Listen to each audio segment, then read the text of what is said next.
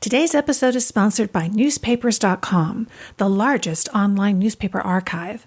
Newspapers.com makes it easy to find your family's story, with more than 500 million digitized newspaper pages from the 1690s to today.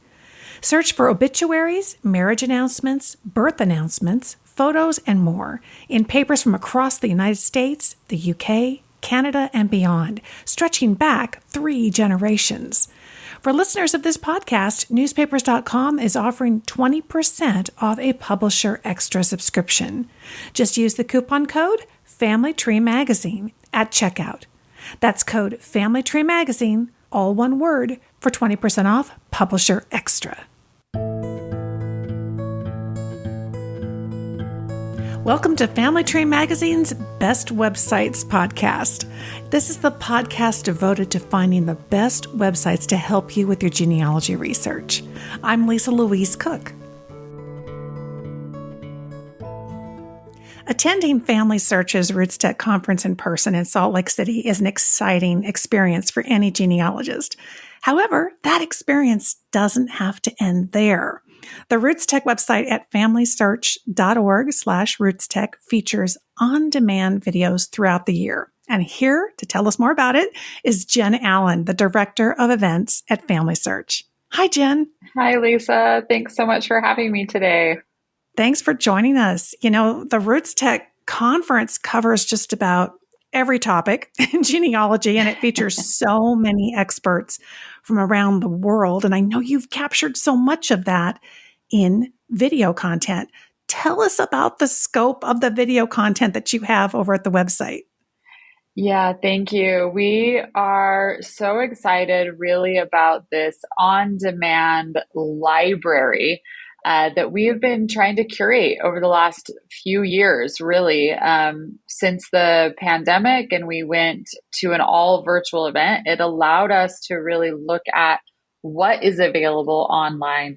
And there is so much there. I remember a few years ago when this all took place, Steve Rockwood, our president and CEO at Family Search, was really interested in helping in the genealogy space to create a place where people can learn anytime, anywhere. And so that was kind of our vision in the very beginning. And that's what we tried to go after. And it's been fun to see it grow every year. It just continues to grow as we have more events and more classes being added to it. Absolutely. And it really seems to, as you go through the library, you just see that wide range of different topics that we normally see at the in-person conferences. And there's a lot to choose from. How many videos do you estimate you might have currently in that video library? Well, I wish I knew an exact number. That would be fun. It's like guessing the jelly beans in the jar, right? But there are over 1,500 classes right now. And that's before we add on all the new classes that will come from the event that we'll be hosting here soon. So thousands of classes. And that's just in the English language. We then have many, many classes in approximately 40 different languages that most people don't even see because you're just browsing in the language that you understand. Oh, right. That makes sense. Now, I know, having spoken at RootsTech and done online versus and also in person, you also kind of have varied up the length of some of these videos.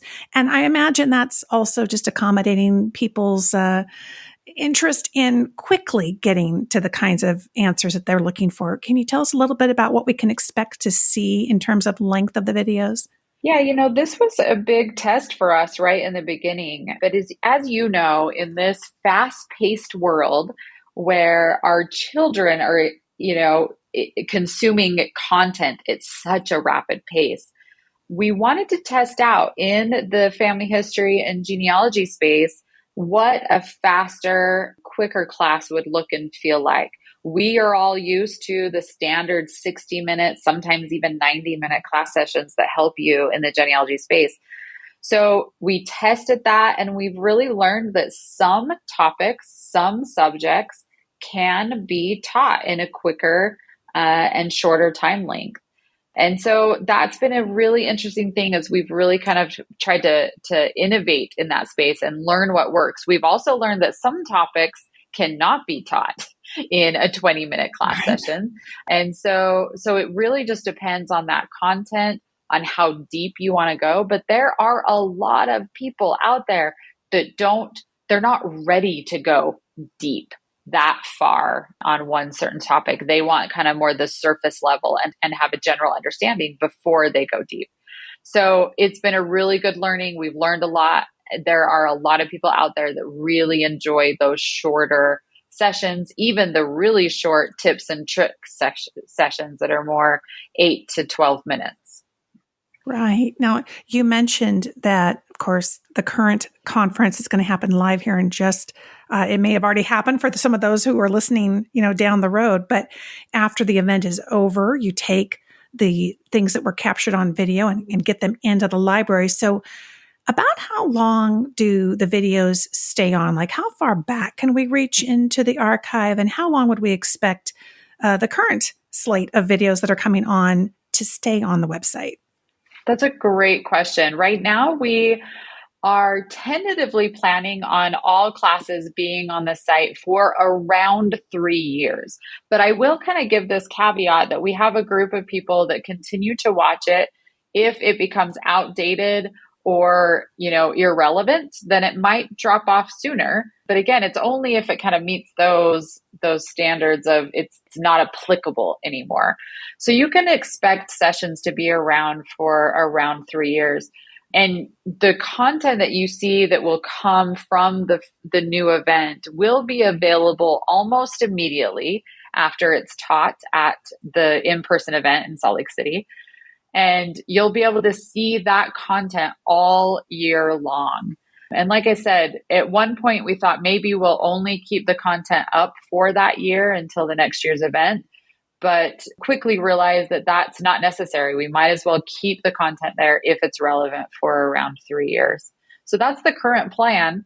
Honestly, we're testing though and innovating as we go. So that might change a little bit depending on the demand of our users and those watching and learning with us.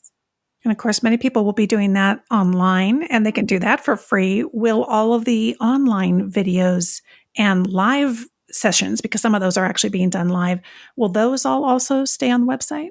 Yes. Yeah. They all classes, regardless if they were for the virtual event or in person, kind of fall into that same category and strategy where we're trying to create a video library for anybody to see content that is meaningful, helpful, and relevant. So it will fall under those same rules, if you will. Okay, so let's talk about how to find the videos. So I went to familysearch.org/RootsTech, and it looked like I could kind of start there. Is that the best place? Yes, that's a great URL. You can also just type in RootsTech.org and it'll get you straight there if you don't want to have to worry about the familysearch.org/. So you type in RootsTech.org, go to our homepage, and that homepage alone will give you some information if you continue to scroll down. And, depending on the time of year you're looking at the website, it will change and feel very different during the live event that we'll be hosting. But there are classes right there to consume on that homepage. But then once you're there, the best place to access that learning and video library is up in our top navigation bar, and it's called On Demand. There is a tab there for the RootsTech event, and that will get you lots of information as well. But if you want to just jump right into the videos and the classes that we have available, you click on that On Demand, and there's two options. You can either browse our library or search for something very specific. A lot of people tend to like to browse. That's kind of your experience you have a lot on YouTube right now, or even Netflix or Disney, where you can just scroll infinitely almost and look at all the things that we have available. So that's what your browse experience is like. Great. And you mentioned search, and I see that there's also some filters. So there's a way to maybe zero in on what we're looking for. Tell us a little bit more about that. Yeah, so again, similar to what we're used to on many other streaming platforms or YouTube, you can go into the search section of the site and select different filters. So if you're wanting to see classes about a certain subject or the year it was taught, that one's very popular. You want to see the list of all those speakers, you can filter that content in the search section of the site and start zeroing in. The search section of the site is really for those people who know what they want. So, you want to look at the German classes, or like the other day for my dad, I was helping him search for all the Jewish genealogy classes. And so, what you want, you go into the search section and you can either type in that search term or start filtering some of the classes based on what you're kind of looking for. If you're new and you don't know where to start, then that's where that browse experience might come into play, where you don't even know the search term to put in. But if you start browsing, you might see some categories or some topics that pique your interest and kind of browse through those and pick a session that might work. Yeah, it's a great point. A lot of folks have been to past years of RootsTech or attended the online version, and it is really handy to be able to go in and select the year. And so then you're kind of just searching within that grouping of videos. I noticed also there was something called the guides. You could start out with a curated group of content, which I thought was interesting because, like you said, particularly for folks who are new to genealogy, it's kind of overwhelming. Are the guides something that we might use to help us find particular kinds of content? Yeah, exactly what you're saying, Lisa. There are a lot of people who are overwhelmed by how much is there. And the guides are our way to give you an opportunity to jump into a getting started experience. We will guide you. This is kind of a curated series, if you will, where we've said, if you don't know where else to start, how about you start here and see what you think there? And then when they get done with that video, then there's a next we feel like this would be the next class that would be great in your journey of getting started. So we sort of take them through a series of classes, start here. And then by the time you watch 10 videos, you kind of have that overview of family history in general. There's a, getting started in DNA class. There's a, let me explain to you the records and what that even means. So the guides are a great way for somebody who's brand new, doesn't know where to start. This is a curated series that we have created that will hopefully help them in that journey. Yeah, absolutely. Get them involved. And then from there, there's so much to take off and to view in all of these wonderful videos. Anything else about the website? Anything I didn't ask you that you think folks would benefit from hearing about? Well, there's so much to be had. If you haven't taken a look at the site recently, the browse page that we spoke about earlier really is a new experience. We would love for you to jump in there, see what you think of it. Let us know what's working and what you would love to see added or changed. But our engineers are incredible in looking at the experience, making sure it's what is needed and hoped for, and then building towards that. So we're excited for that browse experience to become a little bit more forefront of our site. And again, RootsTech is an event. We're hosting this event every year, but now it is a global online learning library for everybody everywhere. So we're excited for that growth, and we hope that you'll come and experience whatever learning level you're at. Hopefully there'll be something for you and that you'll be able to find it on rootstech.org. Jen, thank you so much for joining us here and taking us on a tour of this wonderful resource. Appreciate it. Thank you so much, Lisa.